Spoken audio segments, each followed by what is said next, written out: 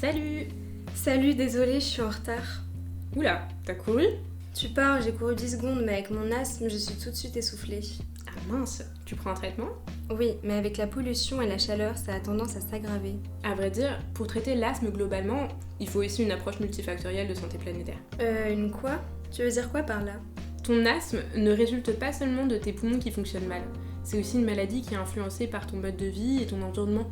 Donc pour trouver des solutions, il faut une approche globale qui est complémentaire de la médecine clinique. C'est quoi la médecine clinique? C'est la médecine qu'on a héritée du 19e siècle, quand on a commencé à comprendre de mieux en mieux les infections. La médecine était surtout centrée sur l'individu. En gros, le patient venait consulter le médecin et en fonction des symptômes, un diagnostic était établi, puis un traitement administré. Mais c'est toujours comme ça aujourd'hui, non? C'est un peu la base de la médecine, j'ai l'impression. Oui, bien sûr, mais pas que. La santé est devenue petit à petit un enjeu collectif. Il ne s'agit pas seulement de traiter les patients individuellement, mais aussi de prendre en compte l'aspect social, culturel ou psychologique de la santé. C'est la santé publique. Depuis, on se rend compte progressivement qu'avoir des médecins, des hôpitaux et des médicaments, c'est pas suffisant pour régler tous les problèmes de santé. Ah bon? Qu'est-ce qu'il nous manque alors? Depuis une dizaine d'années, la notion de santé publique ne suffit pas à tous les scientifiques. Certains préfèrent parler de santé planétaire. L'idée, c'est d'avoir une vision plus systémique et holistique et de mieux comprendre les relations entre la santé humaine et celle des écosystèmes. Pour ça, il faut interroger les systèmes politiques, économiques et sociaux qui entraînent des dégradations planétaires. Qu'est-ce que ça implique du coup? Pour résumer, il y a 3 gros facteurs qui jouent sur la santé. Les caractéristiques génétiques et biologiques de notre corps, que l'on ne peut pas vraiment modifier, les comportements personnels sur lesquels on peut agir individuellement, par exemple l'alimentation ou le tabac, et l'environnement. Quand tu dis environnement, tu parles de la nature? Non, justement, pas seulement. C'est l'environnement dans un sens très large. Il faut l'entendre comme l'ensemble des éléments sur lesquels on a de l'influence collectivement en tant que société. Ça peut être aussi large que par exemple la gestion de l'eau potable, l'interdiction d'une substance nocive ou l'accès à la contraception par exemple. Ça induit un peu en erreur alors. Un mot plus juste pour qualifier ça, du coup, c'est la notion d'exposome. C'est comme une sorte de cartographie de tout ce à quoi est exposé quelqu'un au cours de sa vie. Ça peut être une exposition chimique, physique, alimentaire, infectieuse ou même sociale. En gros, l'exposome, c'est tout ce qui influence notre corps de l'extérieur. Et comment on s'en sert après de cette cartographie? Et bien maintenant, on commence à identifier quelles expositions sont impliquées dans telle ou telle maladie à l'échelle de la population. Quand on parle d'épidémie, tu penses surtout aux maladies transmissibles, j'imagine. Bah carrément, lorsque tu me parles d'épidémie, moi je pense aux maladies infectieuses comme la grippe, la peste, le sida. Ouais, mais une épidémie n'est pas forcément d'origine infectieuse. C'est vrai qu'on ne pense pas en premier lieu à la pollution, mais pourtant, il y a de véritables épidémies d'intoxication liées à des activités industrielles. Par exemple, la maladie de Minamata, qui est liée à une intoxication au mercure. Parfois, les facteurs environnementaux peuvent avoir un rôle insidieux. On ne fait pas immédiatement le lien entre le déclenchement d'une maladie et l'environnement du patient. Donc il faut étudier de près ces facteurs environnementaux pour mettre en évidence ce lien et faire de la prévention. Mais concrètement, c'est quoi par exemple un facteur environnemental? Depuis les années 80, on assiste à des développements techniques et technologiques très rapides et ça génère de l'incertitude au niveau de la santé. On évolue au milieu de tas de nouvelles substances chimiques, de pesticides, de rayonnement, de nanomatériaux. Les relations sociales et le rapport au travail ont aussi beaucoup évolué. Alors les scientifiques étudient ces expositions, qu'on appelle aussi facteurs environnementaux, pour évaluer s'ils présentent un risque pour la santé. Mais ça peut être en positif aussi? Oui, tout à fait. Il y a des facteurs positifs qu'on appelle protecteurs. Par contre, quand je fais une crise, c'est compliqué de savoir exactement ce qui l'a déclenché. Oui, pour la plupart des maladies chroniques, il faut prendre en compte une combinaison de facteurs assez complexes pour réussir à mieux les prévenir. Et donc pour l'asthme, aujourd'hui, on sait par exemple que 44% des causes de l'asthme sont liées à la pollution de l'air, au tabac et à l'humidité de l'habitat.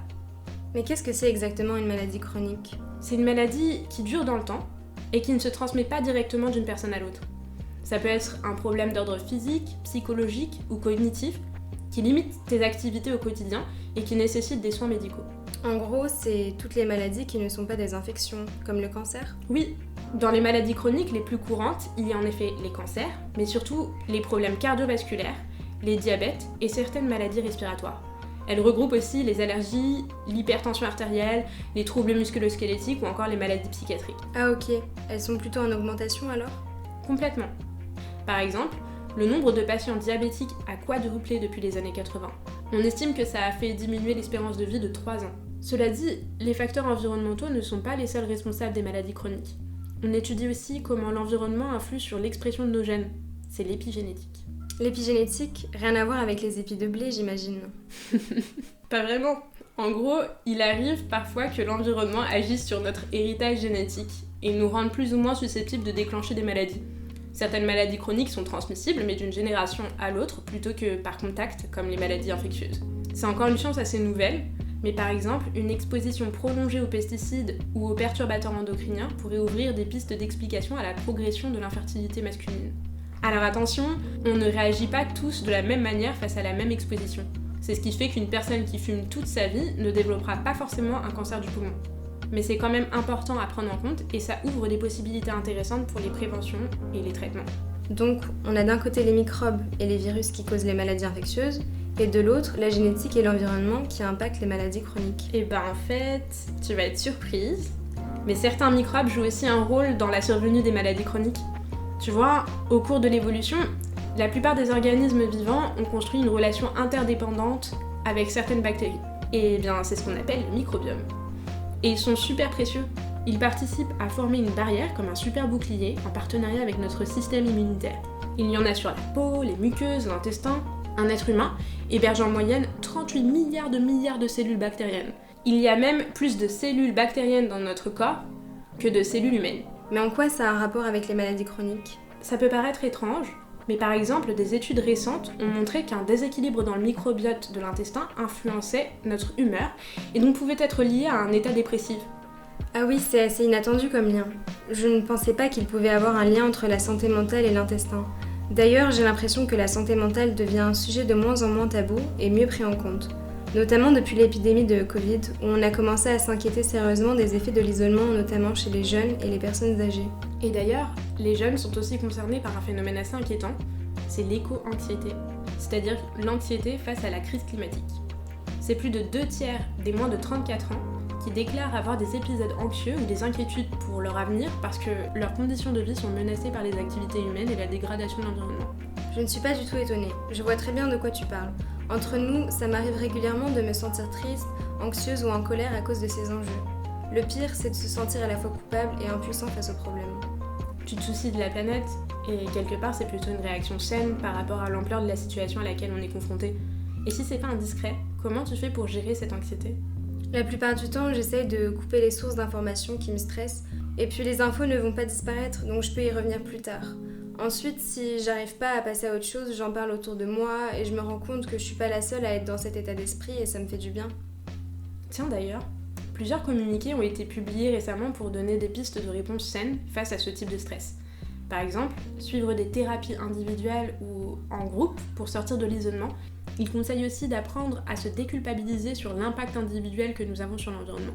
Parce que finalement, les grands changements doivent se faire surtout à l'échelle globale. Oui, c'est vrai, mais agir à son échelle, c'est aussi une bonne tactique pour moins angoisser. Le fait de transformer mon stress en action active m'aide beaucoup. Ça m'apaise parce que j'ai plus l'impression de subir mon stress, mais plutôt d'essayer de trouver des solutions. Par exemple, j'essaie de modifier mon alimentation, manger beaucoup moins de viande et des produits locaux. Oui, et en plus, ça va de pair avec la santé. Dans l'ensemble, les études scientifiques montrent qu'à calories équivalentes, une alimentation industrielle transformée est moins saine qu'une alimentation non transformée. Donc un régime majoritairement d'origine végétale et peu transformé favorise à la fois la santé individuelle et la préservation de l'environnement. Mais c'est aussi et surtout un enjeu global. La population mondiale ne fait qu'augmenter. Il faut non seulement réussir à nourrir tout le monde, mais aussi de manière durable afin de préserver les écosystèmes et les ressources naturelles. Et nourrir tout le monde, c'est pas gagné. Il y a encore des inégalités très fortes dans l'accès à une alimentation équilibrée. Plus de 820 millions de personnes n'ont toujours pas accès à suffisamment de nourriture, pendant que plus de 2 milliards de personnes surconsomment. Il y a plein d'aspects sur lesquels on peut avoir un impact positif à différentes échelles. Éviter la déforestation et les monocultures intensives, réduire fortement la consommation de produits d'origine animale, limiter le gaspillage, consommer des produits locaux, repenser nos modes de transport. On s'est pas mal éloigné de ton asthme là, non ? Oui, on a pas mal digressé, mais finalement je me rends compte qu'il y a plein d'interactions entre les maladies transmissibles et les maladies chroniques, avec au milieu de tout ça la dégradation de l'environnement et le changement climatique. Tous ces enjeux sont reliés, ça semble logique de les aborder comme un défi unique par le biais de la santé planétaire. Comme quoi, pour être en bonne santé, il ne suffit pas de manger 5 fruits et légumes par jour. Ça reste un bon début, on va dire.